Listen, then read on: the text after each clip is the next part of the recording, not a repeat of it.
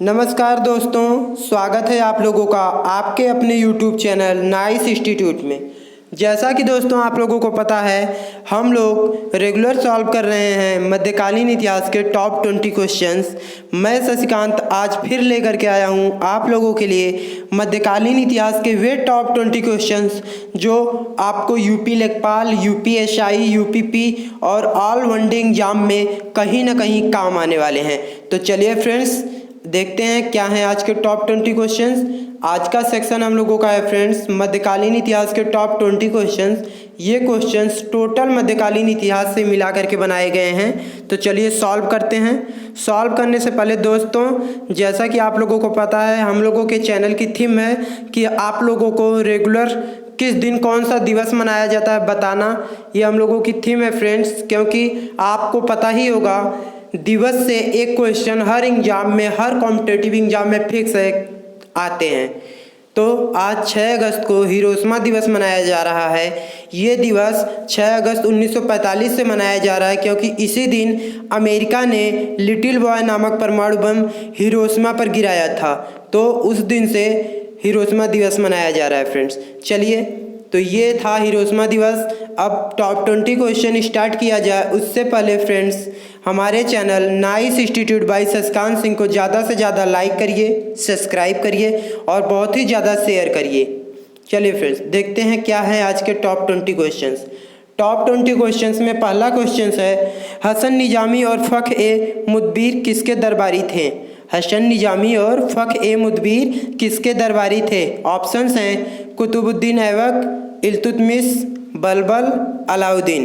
तो right answer हो जाएगा कुतुबुद्दीन ऐबक। राइट आंसर हो गया फ्रेंड्स यहाँ से कुतुबुद्दीन ऐबक। चलिए अब अपने अगले क्वेश्चंस की तरफ बढ़ते हैं। अगला क्वेश्चन हम लोगों का है, किसके काल को मुगल चित्रकला का स्वर्ण काल कहा जाता है? या आप कह सकते हैं कौन सा ऐसा मुगल शासक था जिसके शासनकाल में चित्रकला का बहुत ही ज़्यादा विकास हुआ था? ऑप्शंस हैं अकबर के राज में, जहांगीर के राज में, शाहजहां के राज में या औरंगजेब के राज में। तो आपको पता ही होगा दोस्तों, चित्रकला के मामले में जहांगीर का राज जो है सबसे आगे था। ठीक, जहांगीर के राज में चित्रकला का विकास हुआ। तो ऑप्शंस बी राइट हो जाएगा। चलिए आगे बढ़ते हैं अपने अगले क्वेश्चंस की तरफ।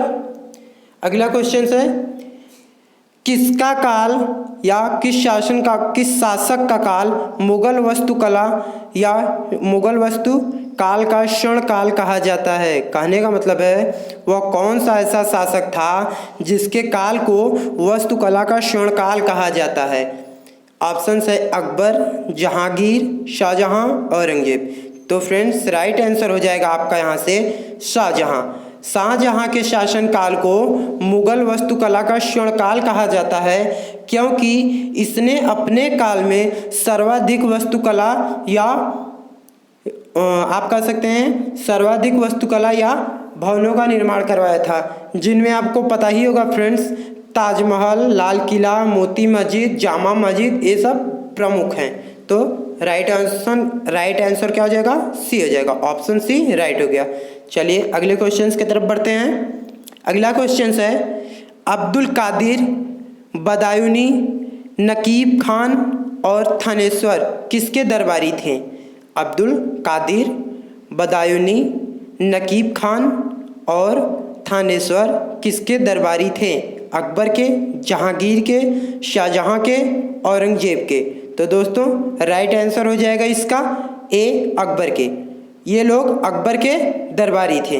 तो राइट आंसर ए हो जाएगा। चलिए आगे बढ़ते हैं।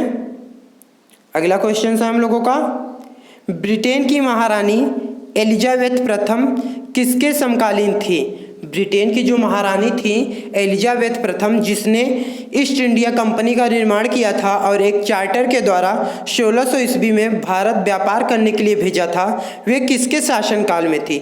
औरंगजेब के, शाहजहां के, जहांगीर के, अकबर के। तो राइट आंसर हो जाएगा फ्रेंड्स डी अकबर के। तो एलिजाबेथ प्रथम किसके शासनकाल में थी? तो अकबर के शासनकाल में थी। चलिए आगे बढ़ते हैं।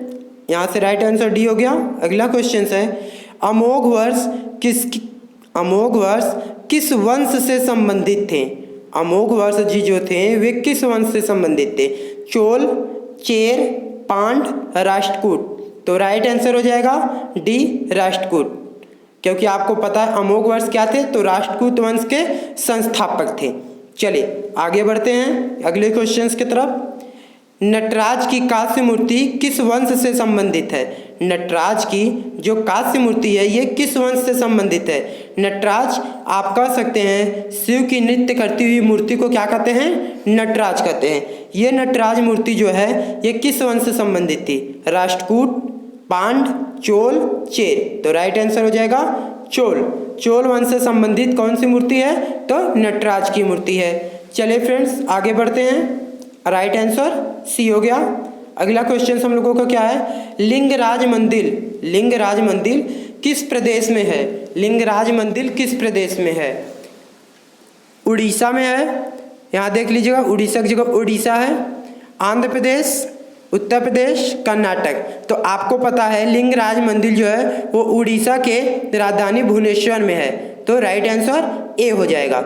चलिए फ्रेंड्स आगे बढ़ते हैं अगले क्वेश्चंस की तरफ। अगला क्वेश्चन है मोहम्मद बिन कासिम ने भारत पर आक्रमण कब किया था? तो इसके पहले वीडियो में मैंने एक क्वेश्चंस करवाया था फ्रेंड्स, देख लीजिएगा आप हमारे पुराने वीडियो में, कि अरबों ने अपना पहला आक्रमण किसके नेतृत्व में किया था? तो अरबों ने अपना पहला आक्रमण मोहम्मद बिन कासिम के नेतृत्व में किया था। वो कब किया था? 712 ईस्वी में किया था। तो भारत पर अरबों ने अपना पहला आक्रमण कब किया था? मोहम्मद बिन कासिम की उपस्थिति में या उसकी अध्यक्षता में किया था? 712 ईस्वी में। तो राइट आंसर यहाँ से क्या हो जाएगा? मोहम्मद बिन कासिम ने भारत पर आक्रमण कब किया? तो 712 में किया। चलिए आगे बढ़ते हैं। राइट आंसर हम लोगों का बी हो गया। अगला क्वेश्चन है सोमनाथ मंदिर को किस मुस्लिम आक्रमणकारी ने लूटा? सोमनाथ जी का जो मंदिर था भगवान सोमनाथ जी का, उसको किस मुस्लिम आक्रमणकारी ने लूटा? मोहम्मद बिन कासिम, महमूद गजनबी, मोहम्मद गौरी, तैमूर लंग। तो इसका राइट आंसर हो जाएगा फ्रेंड्स 10वें का बी मोहम्मद गजनवी या महमूद गजनवी। चलिए आगे बढ़ते हैं। अगला क्वेश्चन है हम लोगों का शाहनामा के रचयिता कौन थे? शाहनामा के रचयिता कौन थे? उत्वी, अलबरूनी, अमीन खुसरो या फिरदौसी। तो आपको पता है शाहनामा के रचयिता कौन थे? तो वे थे फिरदौसी। तो राइट आंसर डी हो गया। चलिए आगे बढ़ते हैं। शाहनामा किसके ऊपर लिखा गया था? तो शाहजहां के ऊपर लिखा गया था। कुतुब मीनार का निर्माण किसने पूर्ण करवाया? जो कुतुब मीनार कुतुबुद्दीन ऐबक ने बनवाया था, इसके निर्माण को पूर्ण किसने करवाया? कुतुबुद्दीन ऐबक ने, इल्तुतमिश ने, फिरोज शाह तुगलक ने, सिकंदर लोदी ने। तो राइट आंसर है इसका क्या हो जाएगा फ्रेंड्स? इल्तुतमिश ने। इल्तुतमिश ने कुतुब मीनार के निर्माण को पूर्ण करवाया। तो राइट आंसर यहाँ से क्या हो गया हम लोगों का? बी हो गया। चलिए आगे बढ़ते हैं। अगला क्वेश्चन है सिजदा एवं पाशोप प्रथा का प्रारंभ किसने किया था? आपको पता है मुस्लिम संप्रदाय में एक प्रथा है जिसको क्या कहते हैं? सिजदा और पाशोप। पाशोप और सिजदा, इन प्रथाओं का आरंभ किस शासक ने किया था या किस सुल्तान ने किया था? क्या रजिया सुल्तान ने किया था, क्या आराम शाह ने किया था, या बलबल ने किया था, या अलाउद्दीन खिलजी ने किया था? तो राइट आंसर क्या हो जाएगा फ्रेंड्स? सी बलबल। बलबल जो था इसने क्या किया था? तो इसने सिजदा और पाशोप प्रथा का प्रारंभ किया था। चलिए राइट आंसर यहाँ से हम लोगों का सी हो गया। आगे बढ़ते हैं। अगला क्वेश्चन है फ्रेंड्स किस शासक ने लौह एवं रक्त की नीति का पालन किया? वह कौन सा ऐसा सुल्तान था जिसने लौह एवं रक्त के मार्ग को अपनाया था? ऑप्शंस हैं इल्तुतमिश, बलबल, अलाउद्दीन खिलजी, मोहम्मद बिन तुगलक। तो राइट आंसर हो जाएगा फ्रेंड्स यहाँ से हम लोगों का बलबल। तो ऑप्शन भी राइट हो गया। बलबल जो था वो एकमात्र ऐसा सुल्तान था जिसने लौह एवं रक्त की नीति अपनाई थी। चलिए आगे बढ़ते हैं। हम लोगों का अगला क्वेश्चन है फ्रेंड्स किस सुल्तान ने सिकंदर सानी या द्वितीय सिकंदर की उपाधि धारण की थी? वह कौन सा सुल्तान था जिसने सिकंदर सानी या द्वितीय सिकंदर की उपाधि धारण की थी? क्या वह अलाउद्दीन खिलजी था, क्या वो मोहम्मद बिन तुगलक था, क्या वो फिरोज शाह तुगलक था, या सिकंदर लोदी था?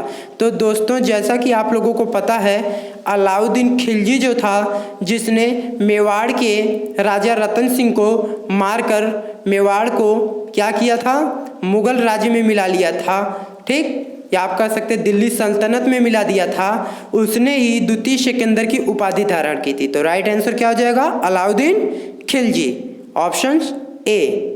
चलिए आगे बढ़ते हैं। अगला क्वेश्चन हम लोगों का है, मोहम्मद बिन कासिम ने अपनी राजधानी दिल्ली से कहाँ हस्तांतरित किया था? मोहम्मद बिन कासिम जो था उसने अपनी राजधानी को दिल्ली से कहाँ हस्तांतरित किया था? ऑप्शन है आपके पास वारंगल, दौलताबाद, हम्पी, लाहौर। तो राइट आंसर हो जाएगा दौलताबाद। मोहम्मद बिन कासिम जो था उसने अपनी राजधानी को दौलताबाद में किया था। तो राइट आंसर बी हो जाएगा, ठीक है।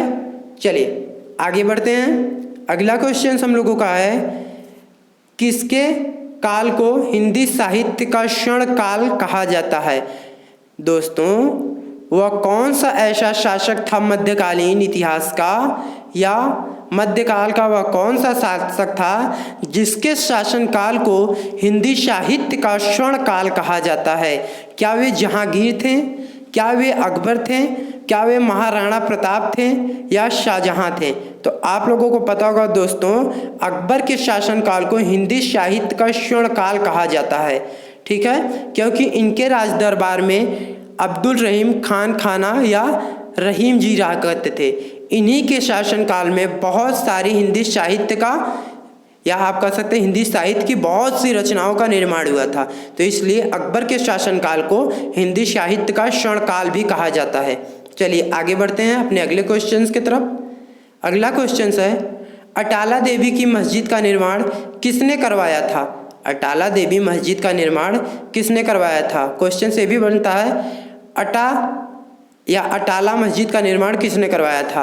अकबर ने, बहलोल लोदी ने, इब्राहिम शाह ने, या इस्लाम शाह ने? तो इसका राइट आंसर क्या हो जाएगा फ्रेंड्स? सी, इब्राहिम शाह। इब्राहिम शाह जो था इसने अटाला मस्जिद का निर्माण करवाया था। चलिए तो राइट आंसर हम लोगों का सी हो गया। आगे बढ़ते हैं। अगला क्वेश्चन है, मेवाड़ को दिल्ली सल्तनत में किसने मिलाया? दोस्तों इस क्वेश्चन का आंसर मैं ऊपर बोल चुका हूँ, तो इसका राइट आंसर क्या हो जाएगा? अलाउद्दीन खिलजी। अलाउद्दीन खिलजी ने राजा रतन सिंह को मारकर मेवाड़ को क्या किया था? तो मेवाड़ को दिल्ली सल्तनत में मिला लिया था, ठीक है। तो यहाँ से राइट आंसर ए हो जाएगा। चलिए आगे बढ़ते हैं। दिल्ली सल्तनत में मेवाड़ को किसने स्वतंत्र करवाया? दिल्ली सल्तनत में, यहाँ पर देखिए दोस्तों थोड़ा सा मिस्टेक हो गया है। यहाँ पर क्वेश्चन होगा दिल्ली सल्तनत से मेवाड़ को किसने स्वतंत्र करवाया? तो आपको पता है जब अलाउद्दीन खिलजी ने मेवाड़ को दिल्ली सल्तनत में शामिल कर लिया था, तो उसके बाद दिल्ली सल्तनत से मेवाड़ को किसने छुड़ाया था? क्या मेवाड़ को राणा कुंभा ने छुड़वाया था, राणा सांगा ने छुड़वाया था, महाराणा प्रताप छुड़वाए थे, या हम, पहला ऑप्शन है हम लोगों के पास हमीर देव। तो आपको पता होगा राजा रतन सिंह के बाद जब अलाउद्दीन खिलजी की मौत हो गई, तो उसके बाद हमीर देव ने दिल्ली सल्तनत से क्या किया? मेवाड़ को छुड़वा लिया। तो यहाँ से राइट आंसर हो जाएगा हमीर देव। इसके बाद जब राणा सांगा बाबर से युद्ध हार गए, तो उसके बाद बाबर ने पुनः मेवाड़ को दिल्ली सल्तनत में शामिल कर लिया। चलिए दोस्तों, तो ये थे आज के हमारे टॉप 20 क्वेश्चंस। अगर आपको हमारे टॉप 20 क्वेश्चंस अच्छे लगते हो, हमारा वीडियो आपको अच्छा लगता हो, तो फ्रेंड्स हमारे वीडियो को लास्ट तक देखें और ज़्यादा से ज़्यादा लाइक करिए, सब्सक्राइब करिए और बहुत ही ज़्यादा शेयर करिए, ताकि हमारे ये वीडियो पढ़ने वाले या तैयारी करने वाले हर उन बच्चों तक पहुँच सके जो ऐसे क्वेश्चंस नहीं पा पाते हैं। तो चलिए फ्रेंड्स, आप हमारे इस चैनल को ज़्यादा से ज़्यादा लाइक करिए, सब्सक्राइब करिए। धन्यवाद।